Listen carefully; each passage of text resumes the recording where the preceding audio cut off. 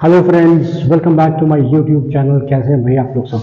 तो हम लोग जो हमारी इंग्लिश कम्युनिकेशन जो सीरीज़ है उसमें हम लोग आगे बढ़ाते हैं और आज हम लोग बात करेंगे what is the difference between resume, CV and curriculum writing.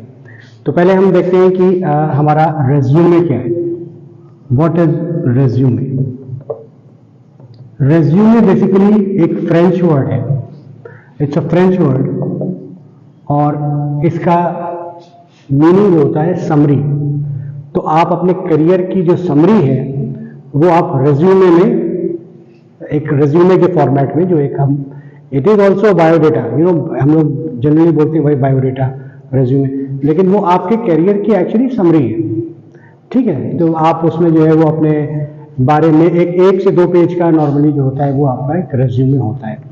उसकी जो लेंथ है वो उससे ज़्यादा नहीं होती, नॉर्मली 1 से 2 पेजेस की होती है।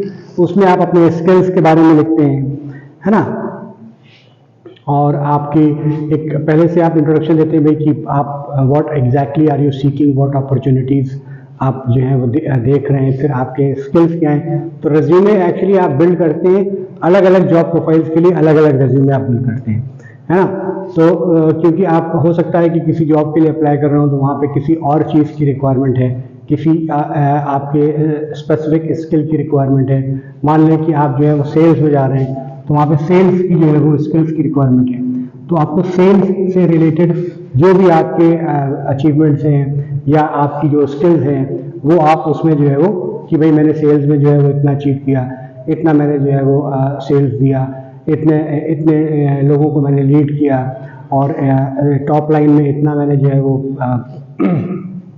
मेरे अचीवमेंट्स हैं टॉप लाइन में इतना है, मैंने टॉप लाइन इतना दिया, बॉटम लाइन मेरा वजह से कंपनी की इतनी हुई।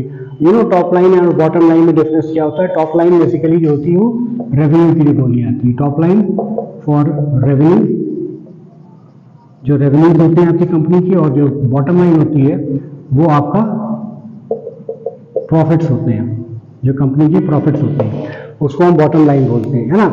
तो फिर उसके बाद जो है वो आपकी अलग अलग वो जो आपके स्किल्स हैं, जो जॉब्स की रिक्वायरमेंट है उसके हिसाब से आप उसको थोड़ा सा मॉडिफाई कर लेते हैं।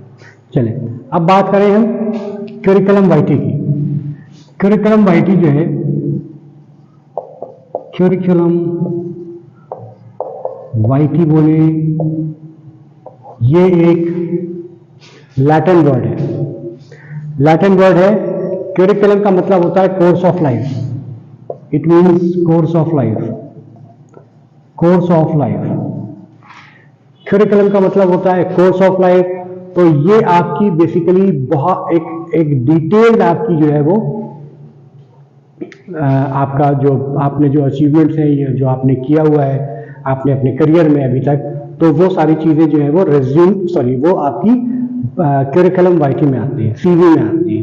सीवी बेसिकली जो होता है वो आप अगर देखें तो जो एकेडमिशियंस हैं, जो आपके कॉलेज के प्रोफेसर्स हैं या रिसर्चर्स हैं, तो वो अपने या आपके वही जो आपके पीएचडी में जिन्होंने एंट्रेंस एग्जाम वो एडमिशन लेना है, तो वो लोग जो है वो अपनी सीवी बनाते हैं, क्योंकि सीवी की जो लेंथ होती है वो 2 से ज़्यादा पेजेस से एक्सीड करती है। हो सकता है वो 3, 4, 5, 6, 7, 8, 9, 10 पेजेस तक भी जा सकती है कि भाई उन्होंने इतने रिसर्च पेपर्स जो है पब्लिश किए, इन्होंने ये उनके कॉम्पिटेंसीज हैं, ये वो पढ़ा सकते हैं, या ये उनके स्किल्स हैं। तो वो जो होता है वो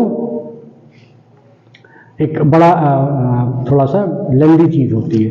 फिर अगर हम बायोडेटा की बात करें तो बायोडेटा बेसिकली जो है वो आपका एक पेज का या मैक्सिमम 2 पेज के आपका एक शॉर्ट में कंसाइज में सारी चीज़ें उसमें लिखी रहती है। वो बायोग्राफिकल एक तरह का डेटा है कि भाई आपका नेम हो गया, पर्सनल डिटेल्स हो गई, आपकी डेट ऑफ बर्थ हो गई, आपकी हाइट हो गई, आपका वेट हो गया, फिर आपका मैरिटल स्टेटस हो गया, नेशनैलिटी हो गई।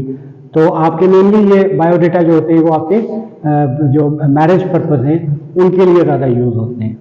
तो आई होप आपको ये तीनों चीज़ों में क्लैरिटी आ गई होगी। फिर उसके बाद अगर हम बात करें कि अब कोई भी अगर हम रेज्यूमे बनाते हैं तो उसमें हमें क्या क्या चीज़ों का ध्यान रखना चाहिए। तो रेज्यूमे जो है वो थोड़े बहुत ज़्यादा डिटेल नहीं होने चाहिए, ब्रीफ होने चाहिए, सेल्फ एब्स्ट्रैक्ट होने चाहिए, है ना, और उसमें ग्रामेटिकल मिस्टेक्स जो है वो भी ना हो, अगर आप अपना रिज्यूमे बना रहे हैं और उसमें ग्रामेटिकल मिस्टेक्स होंगी तो फिर जो आपका रिज्यूमे देख रहा है, जो एम्प्लॉयर है आपका, वो आपके ऊपर कोई अच्छा इंप्रेशन लेके नहीं जाएगा। फिर उसके बाद जो है वो लैंग्वेज आपकी सिंपल लैंग्वेज होनी चाहिए, क्लियर लैंग्वेज होनी चाहिए, बहुत कॉम्प्लिकेटेड लैंग्वेज ना हो, बहुत मतलब एक कॉम्प्लिकेटेड लैंग्वेज ना हो, सिंपल आपने एक्सप्लेन कर लें आप उसको, ठीक है। तो अब आपका ये मैंने आपको डिफरेंसेस बताए। तो आई होप चलें आज के क्लास के लिए हम लोग इतना ही रखते हैं। तो I hope you have enjoyed my lecture. अगर आपको ये वीडियो मेरा पसंद आया तो प्लीज़ आप इसको लाइक करें, शेयर करें और सब्सक्राइब करें। Thank you and keep watching my channel.